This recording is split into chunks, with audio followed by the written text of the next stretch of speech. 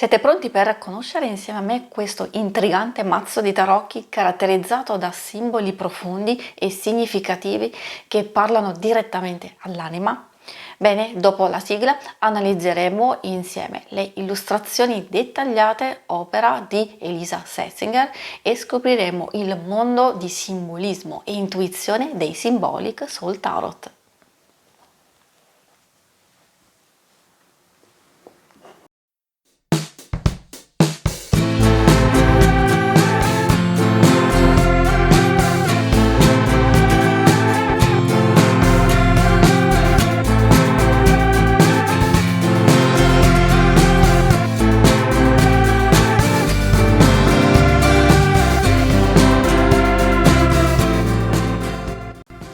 Ciao a tutti amici e amiche di YouTube, io sono Angela e lei è Gala. Benvenuti alla nuova puntata della Taroteca di Exoteric World. Prima di cominciare vi ricordo che cliccando in alto a destra troverete la playlist con tutti gli episodi precedenti e che subito dopo l'analisi degli arcani maggiori ci sarà uno slideshow in cui li mostrerò tutti e 22 a tutto schermo, in modo da darvi l'opportunità di apprezzarli ulteriormente, magari facendo degli screenshot dei vostri preferiti. Prima della fine della puntata troverete la schermata per accedere agli interattivi dedicati all'amore e l'icona per iscriversi al canale nel caso il video vi sia piaciuto. Adesso cambiamo inquadratura ed entriamo nel vivo della puntata. Venite con me! Benvenuti a tutti, iniziamo la nostra puntata con l'analisi fisica del nostro mazzo, partendo proprio dalla scatola. Troviamo ovviamente le varie scritte, Elisa Setzinger, Symbolic Soul Tarot, quindi le varie scritte sui lati. Troviamo anche un'indicazione di quello che effettivamente sarà il mazzo all'interno, senza svelare come in altre scatole dove si vede effettivamente qualche spoiler sulla grafica delle carte stesse. Qui si può già intuire qualcosina, però senza azzardare troppo. Editore Lo Scarabeo, non è scritto su questa confezione, però lo vedremo all'interno andando a vedere proprio il libretto e le carte stesse, e infatti troveremo le lingue, e qui sotto c'è inglese, italiano, spagnolo, portoghese e poi troviamo il russo. Questo è un mazzo che è stato stampato nel 2022, quindi apriamo la nostra scatola, molto resistente, rigida, assolutamente molto bella da vedere in una propria vetrina, quindi per collezione. Andiamo ad aprire. Come potete notare l'estetica è molto affascinante, quindi in entrambi i lati.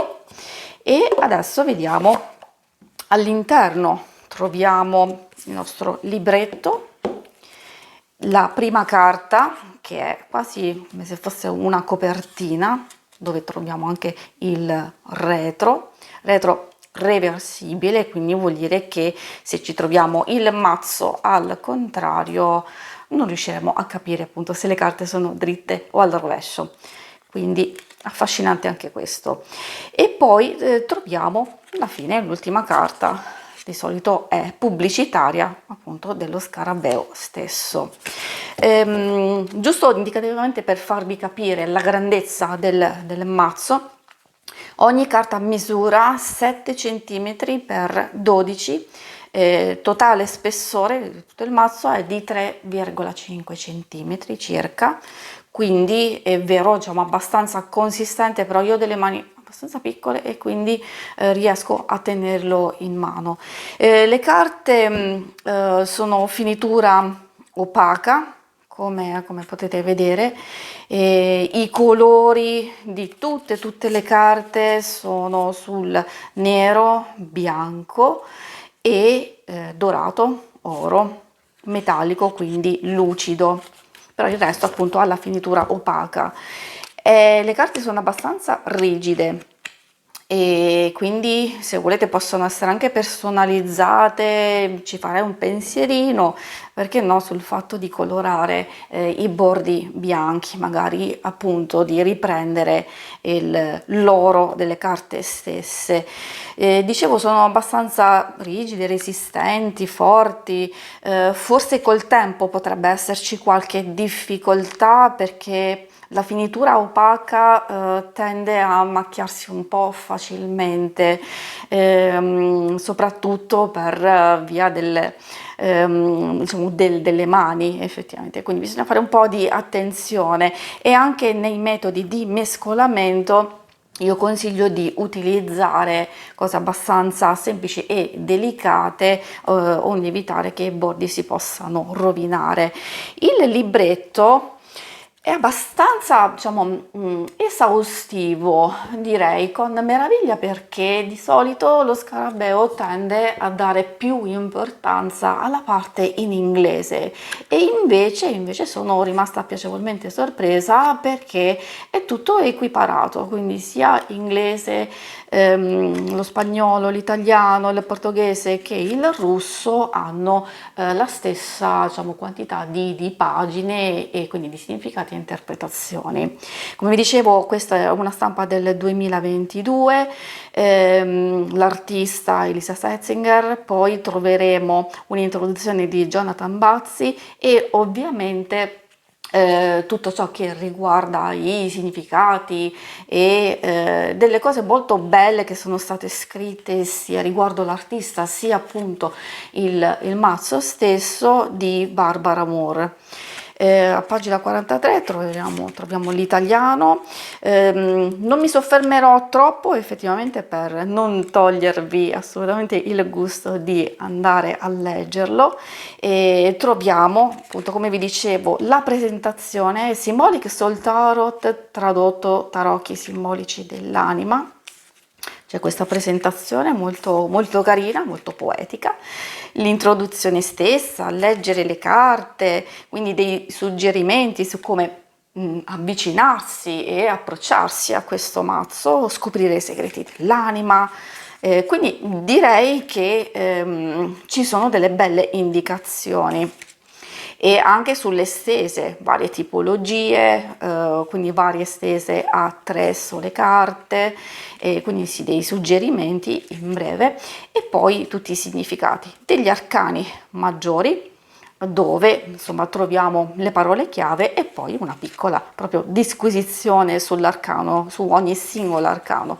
Questo è per gli arcani maggiori, poi troviamo appunto gli arcani minori, eccetera eccetera. Una cosa carina che si legge proprio verso la fine dei significati è questa dietro il sipario, e cioè in pratica lo vedremo insieme andando a vedere il mazzo stesso, che cosa succede essendo proprio ricco di simbologia. Magari uno infatti io avevo pensato, osservando il mazzo, che sarebbe stato bello avere qualche indicazione in più proprio da parte dell'artista, perché alcune cose possono essere un po' di difficile comprensione visto la vastità della sua conoscenza, e quindi c'è qualche piccola curiosità sugli appunti, sui suoi pensieri, su un qualcosa proprio legato alla costruzione proprio delle varie carte e quindi dei vari disegni, dei vari simboli che sono stati inseriti, quindi qualche piccola chicca interessante. Ma come appunto ci dice Barbara Moore, noi dobbiamo addentrarci e trovare dei nostri significati, andarli a scoprire al di là di quello che vuole intendere personalmente l'artista stessa. Adesso passiamo proprio alla conoscenza del nostro mazzo. Ed eccoci di fronte ai primi 22 arcani maggiori. Vi ricordo che subito dopo troverete uno slideshow per osservarli uno per uno e magari affezionarvi, appassionarvi a questa grafica, a questo lavoro così interessante. Dico allo stesso tempo coinvolgente perché l'artista è riuscita appunto con pochissimi colori a ritrarre un mazzo così ricco, a tratti anche inquietante effettivamente, lo vedremo nel corso di tutta la puntata.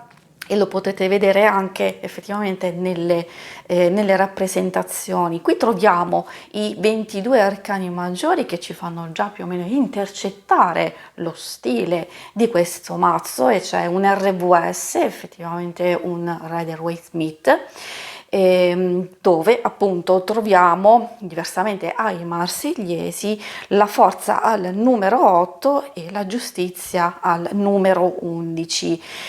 Consiglio sempre di mettere le varie carte in questa disposizione, con il matto all'esterno che funge un po' da jolly o all'inizio o verso la fine, e poi di osservarle tutte nella propria interezza, da vedere tutto il viaggio che viene compiuto appunto attraverso tutti gli arcani, questi che sono maggiori 22. E la cosa che è interessante, potete vedere, non hanno bordi. La grafica raccoglie tutta la grandezza della carta. Abbiamo solo questa fascetta in basso, nera, con la scritta il titolo, il nome della carta. Troviamo il numero di riferimento, a volte può essere un po' difficile scorgerlo, qui lo troviamo il numero 1 del mago. La papessa l'abbiamo qui al centro, invece quella dell'imperatrice lo abbiamo proprio qui, al centro di questo cuore, e qui nel globo, eccetera eccetera. Quindi comunque ci sono anche i numeri di riferimento. Questo è un mazzo visionario, molto interessante, come l'artista ha attuato una specie di scambio tra il regno umano, quello animale, vegetale, minerale e addirittura anche un po' alieno. Troverete ovviamente tutte queste indicazioni nel libretto stesso. La cosa, diciamo, importante che dovete assolutamente sapere è proprio quella di andare a lasciarvi coinvolgere dalla forza evocativa degli arcani stessi. È facile, un pochettino appena li si usa, perdersi in ogni singola parte, in ogni singola carta, perché è talmente ricca di elementi, simboli, che è facile perdersi effettivamente a escogitare, trovare ogni singolo significato, cosa ha voluto dire l'artista andando a mettere questo mazzo di spighe, di grano, eccetera eccetera. Quindi come vi dicevo, appunto, è facilissimo perdersi.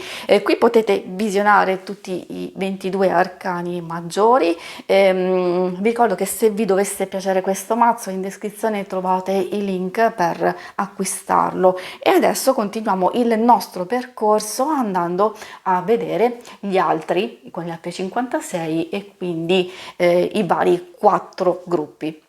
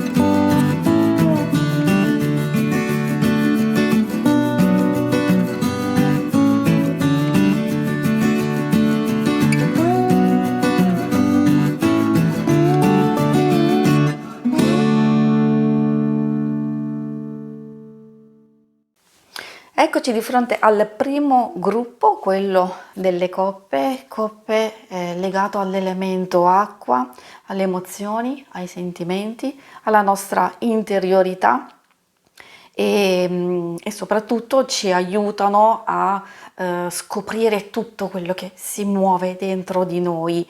Troviamo la massima rappresentazione proprio nell'acqua che sgorga da questo asso di coppe. Quindi troviamo i 10 numerali e poi le 4 carte di corte, il paggio, il cavaliere, la regina e il re. Come vi dicevo, è un mazzo visionario dove troveremo personaggi androgini, alieni, raffigurazioni astratte, eteree, personaggi molto molto particolari che si possono adattare a vari tipi di lettura e di interpretazioni. Sicuramente sono riconoscibilissimi i temi classici, questo di sicuro, perché come potete vedere il 4 di coppe esattamente troveremo nella tradizione tendenzialmente un uomo seduto appunto sotto un albero con le 3 coppe davanti e una nuvola di solito che porta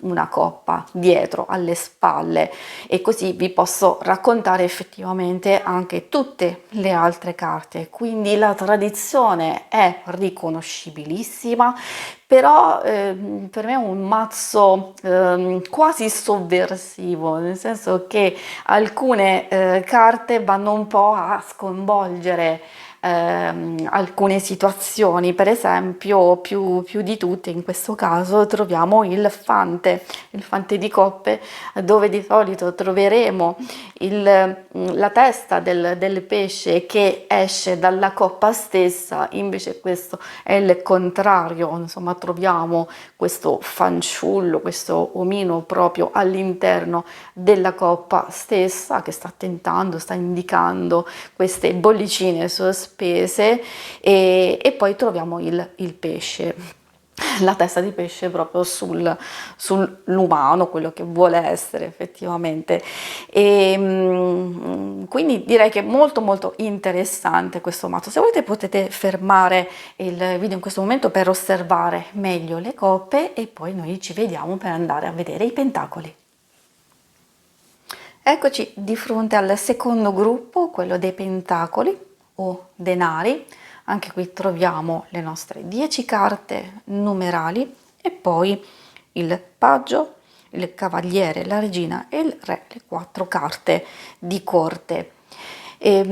A testimonianza di quello che vi stavo dicendo prima, proprio il fatto di riuscire a rappresentare sia la tradizione ma addirittura anche andare oltre per ovviamente sia il tipo di grafica, la scelta del tratteggio, la scelta di andare ad inserire tanti piccoli elementi simbolici che richiamano a volte anche al gotico, all'arte medievale. C'è anche un po' di influenza verso il surrealismo, però tutto rivisitato in chiave estremamente moderna. E come vi dicevo, giusto per farvi capire che effettivamente la tradizione viene rispettata, ecco, vi mostro il 6 di denari. In questo caso appunto troviamo i 6 di denari, è proprio in alto come in questa carta. Troviamo al posto insomma dei 2, chiamiamoli mendicanti oppure soggetti che stanno appunto accogliendo questi diciamo soldi, questo dono, regalo o anche tra virgolette elemosina da questo ricco mercante. E invece qui abbiamo appunto più o meno la stessa situazione in realtà, come potete notare. È ovvio che la differenza balza all'occhio, perché ci sono questi sono animali alieni, certo, oppure anche il fatto che questo mercante abbia una specie di acconciatura a cappello abbastanza strano, che sembra essere una scarpa col tacco.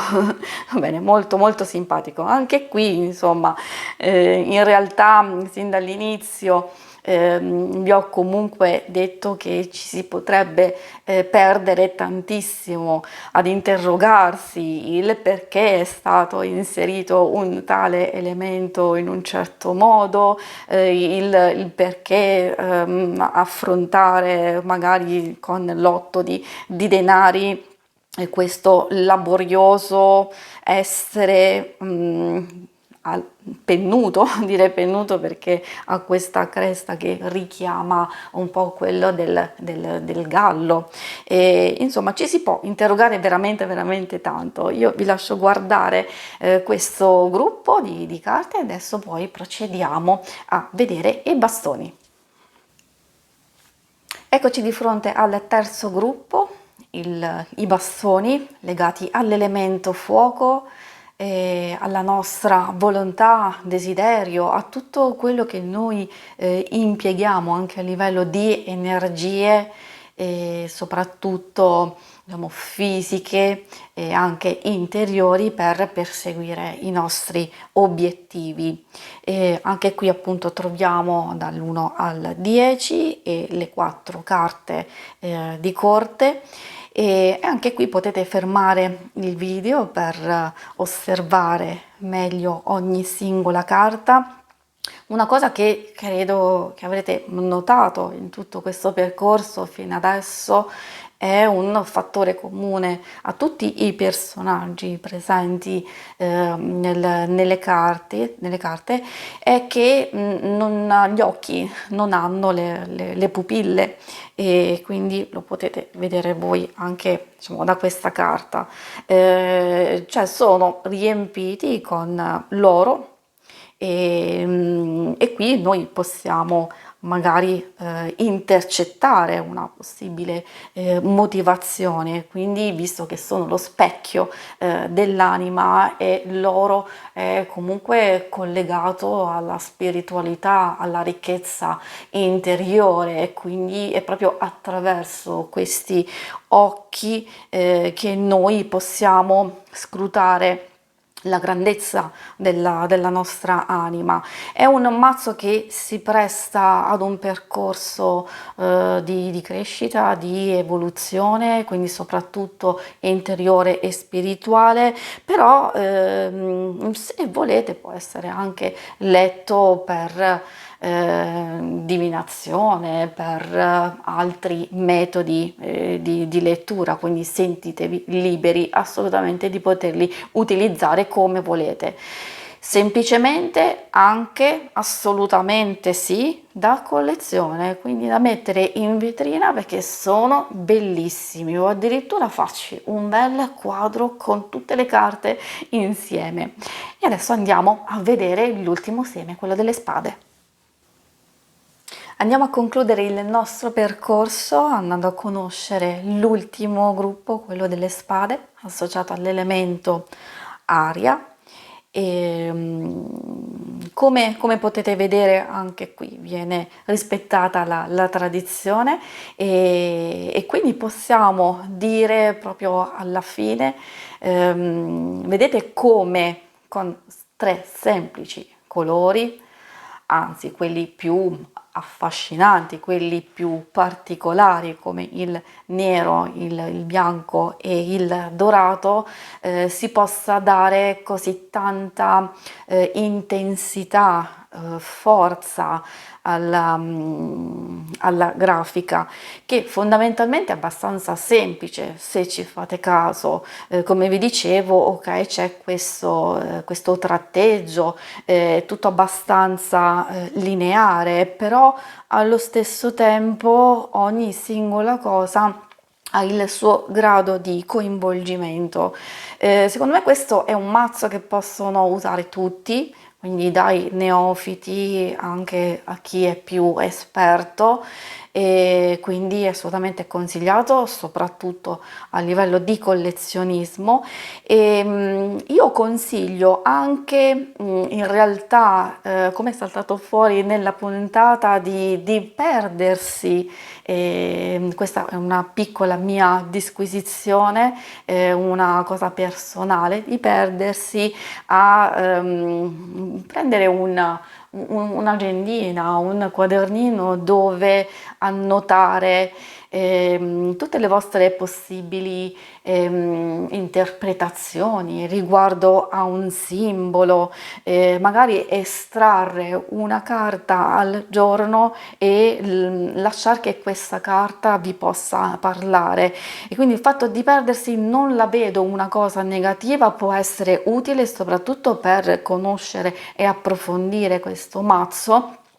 E quindi per adottare un tipo di lettura a livello simbolico dove effettivamente la nostra attenzione è rivolta al simbolo stesso, dove in quel momento in cui stiamo leggendo può darci delle indicazioni importanti per la nostra vita o per quello che stiamo vivendo in quel momento della nostra vita.